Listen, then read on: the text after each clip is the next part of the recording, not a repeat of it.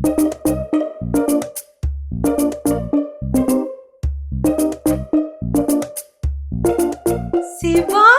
ஓ காலங்கார்த்தால நீ கிச்சன்லயா? நேத்தைக்கு நீ சொன்னல சீக்கிரம் எந்திரிச்சு கிச்சன்ல ஏறுவேன்னு. ஆனா நான் நம்பவே இல்லடா. சிவ ஒரு தடவை சொன்னா 100 தடவை சொன்ன மாதிரி മനസ്സിലായല്ല. எல்லாருக்குள்ள சுட சுட மார்னிங் காஃபி சிவே கையுண்டாரு. அப்படின்னா நம்ம தமிழ்நாடு സ്റ്റൈലില് സ്ട്രോങ് കോഫിയാ പോട്. അതേ താൻ ഒന്ന് നോക്കത്തില്ലാട്ട് പിന്നെ എന്താണ് ഇവിടെ? എനിക്ക് നല്ല മണം വരുത്. അത് മാത്രല്ല രാവിലെ ദോശയ്ക്ക് സാമ്പാറിന് അരിഞ്ഞു വെച്ചിട്ടുണ്ട്. വേണ്ടേ മുരിങ്ങക്ക, തക്കാളി, കത്തിരിക്ക, പിന്നെ വെണ്ടക്ക. ഇനി നമുക്ക് ഉരുളക്കം കൂടെ അരിഞ്ഞു കഴിഞ്ഞാൽ പരിപാടി തീർന്നു. സൂപ്പർ. ആന്റി, ഇവിടെ ഈ പൊട്ടുകടല ഇരിപ്പുണ്ടോ? നമ്മൾ ഈ മിക്സറിലൊക്കെ എടുത്തില്ല ആ പൊട്ടുകടല? ஐயோ சிவா, இருந்தது சிவா, இப்ப தீர்ந்து போச்சு. நான் வாங்கணும்னு நினைச்சேன், மறந்துட்டேன்டா. ഈ പൊട്ടുകടലിട്ടാലേ സാമ്പാറിനൊരു പ്രത്യേക രുചിയും ഒരു പ്രത്യേക ചൊവ്വയൊക്കെ വരും. ഇപ്പൊ പൊട്ടുകടല ഇല്ലെങ്കില് കുഴപ്പമില്ല, നമുക്ക് പപ്പടം ഇടാം. சாம்பார்னு அது பப்படோ? ஆமாமா, இந்த பப்படம் சேர்த்துன்னு வச்சுக்கோங்க, இந்த சாம்பாருக்கு ரொம்ப கொழுப்பும் கிடைக்கும், ரொம்ப டேஸ்டியாவும் இருக்கும். അതുപോലെ തന്നെ വേറൊരു പൊടി വേണ്ട അമ്മ, നമ്മുടെ ഈ ചമ്മന്തിപ്പൊടി ഇല്ലേ ദോശമുക്കി കഴിക്കുന്നത്? ഉഴുന്നുപൊടി. ഉഴുന്നുമുളകും കൂടെ പൊടിച്ച അത്. അതിനകത്തോട്ട് കുറച്ച് കൂടുതൽ പൊട്ടുകടല ആഡ് ചെയ്തോണ്ടല്ലോ ഒരു വേറെ തന്നെ രുചിയാണ്. നല്ല രുചിയായിരിക്കും, ரொம்ப പ്രമാദമാ இருக்கும்.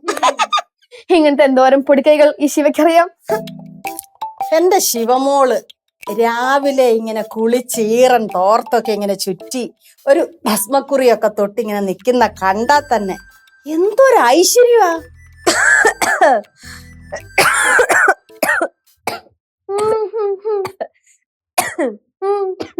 ചുമ, വില്ലൻ ചുമ, ഇതൊക്കെ വന്നാണ്ടല്ലോ പിന്നെ പോവത്തില്ല, ആ ജീവനാന്തം ഉണ്ടാവും. എന്റെ കൊച്ചു ഇന്നലെ ഞാൻ കുറച്ച് മഴ നനഞ്ഞ അതിന്റെ അന്ന് അത് പിന്നെ അങ്ങനെ ആയിരിക്കുമല്ലോ. പിന്നെ ശിവയുടെ ഈ ഒരു കോലമൊക്കെ 10 കൊല്ലത്തില് ഒരിക്കൽ മാത്രം കാണാൻ പറ്റുന്ന ഒരു പ്രതിഭാസമാണല്ലോ. നമ്മുടെ ഇങ്ങനത്തെ പ്രതിഭാസമൊക്കെ 10 കൊല്ലം കൂടുമ്പോ ഒരിക്കലെങ്കിലും കാണാൻ പറ്റും. പക്ഷെ ചിലവരുടെ ഇങ്ങനത്തെ പ്രതിഭാസമൊക്കെ ആണെങ്കിൽ നൂറ്റാണ്ടുകൾ കാത്തിരിക്കേണ്ടി വരും, എന്നാ പോലും കാണാൻ പറ്റിയിരിക്കില്ല. കൊച്ചെ, നീ രാവിലെ എണീറ്റ് കുളിച്ച് കുറിയും തൊട്ട് അടുക്കളയെ കയറി, അതിനാണ് ഈ ഷോ മൊത്തം കാണിക്കുന്നത്. നന്നായിട്ടുണ്ട്.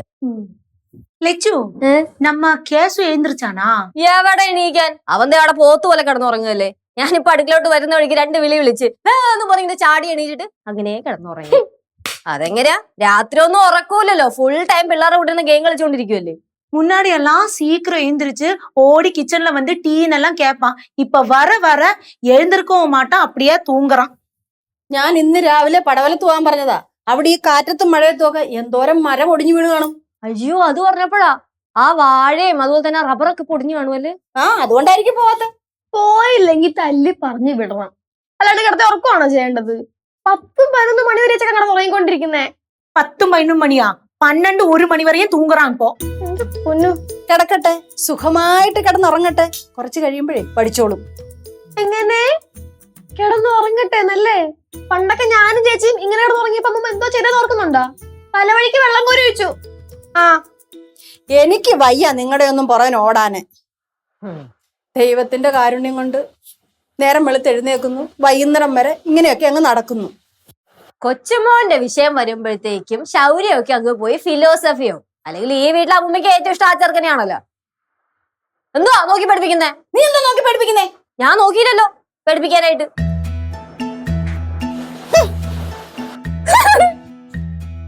കാപ്പിയാണോ? എനിക്ക് വേണം. കൊച്ചുമോളുടെ കോഫി കുടിക്കാൻ റെഡിയല്ലേ? കമോൺ. തന്നാലല്ലേ കുടിക്കാൻ പറ്റൂ.